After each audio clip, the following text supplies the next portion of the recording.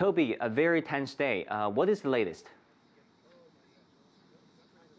Indeed, as you said, that there are dozens of rallies going across, vigils, if you like, across America. And I think that tells you the shock that Americans feel at seeing this protest yesterday.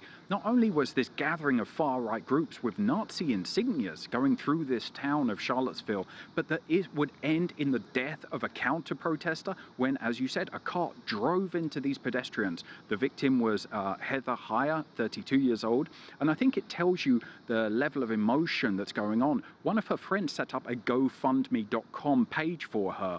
They were looking to set up funeral expenses. Up to the moment, it's raised $212,000.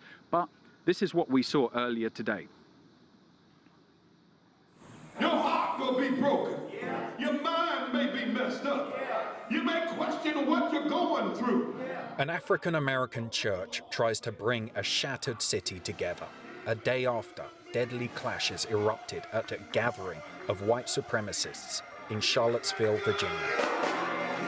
Like others in the African-American community, Deacon James Jackson says society is to blame because it hasn't wrestled with its racial past. Racial hatred and bigotry still has to be taught.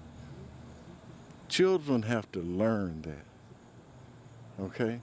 And they have to learn it from somebody in authority in order for them to take it into their heart and use it that way. Vigils were held across the country to remember Heather Heyer. The 32-year-old woman was killed after a car drove into a crowd of people who had come to protest the far-right rally. James Alex Fields, a 20-year-old, was arrested and charged with second-degree murder. Investigators are examining what connection Fields might have with the white national movement. Just causing pain. Emotions were still raw Sunday, criticized for not responding quickly enough to the escalating tensions the day before.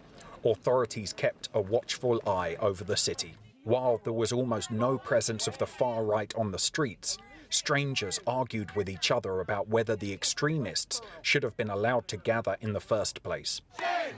Shame!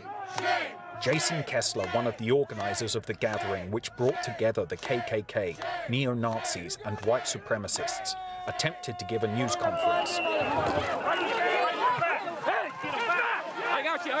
He was shouted down before being hustled away by police. Somebody got killed yesterday.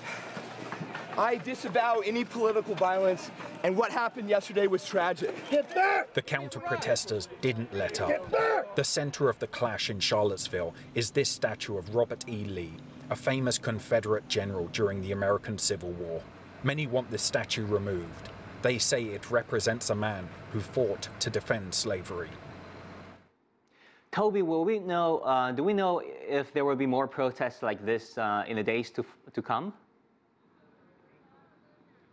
Well, certainly looking back on the events of the past 24, 36 hours, that is the fear everyone has. To put this in context, that statue that you saw at the end of that report of Robert E. Lee, the famous Confederate general, there are dozens and dozens of statues like that across much of the South. And the fear amongst many people is, well, every time that there is a proposal to take one of those statues down, is that going to be the cause for a new round of street warfare between these two groups, the far-right groups, which does comprise groups such as the Ku Klux Klan, neo-Nazis and white supremacists, and the counter-protesters. Sometimes they go by the name of Antifa or Antifa, which is short for anti-fascists. And I do want to make this clear as well, because I think sometimes this doesn't come through, is that these are quite easily identifiable factions, that they come out looking for each other and they come to shut down these kind of protests. So earlier today, when one of the far right was due to give a press conference right about here,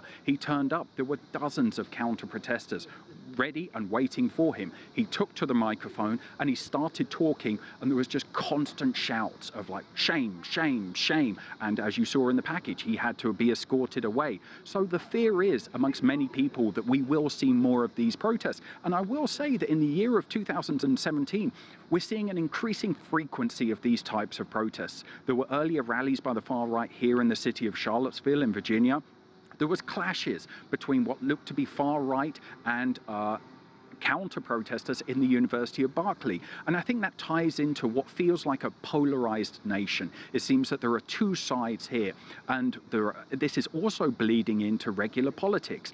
Is that, are you with or against the president? And I think that, so it does go along those kind of lines. And many people, after seeing the results of yesterday, the carnage, the death, the street fighting, they want a country that is more unified. Back to you. Toby Muse reporting the whole day for us from Charlottesville, Virginia. Thank you very much.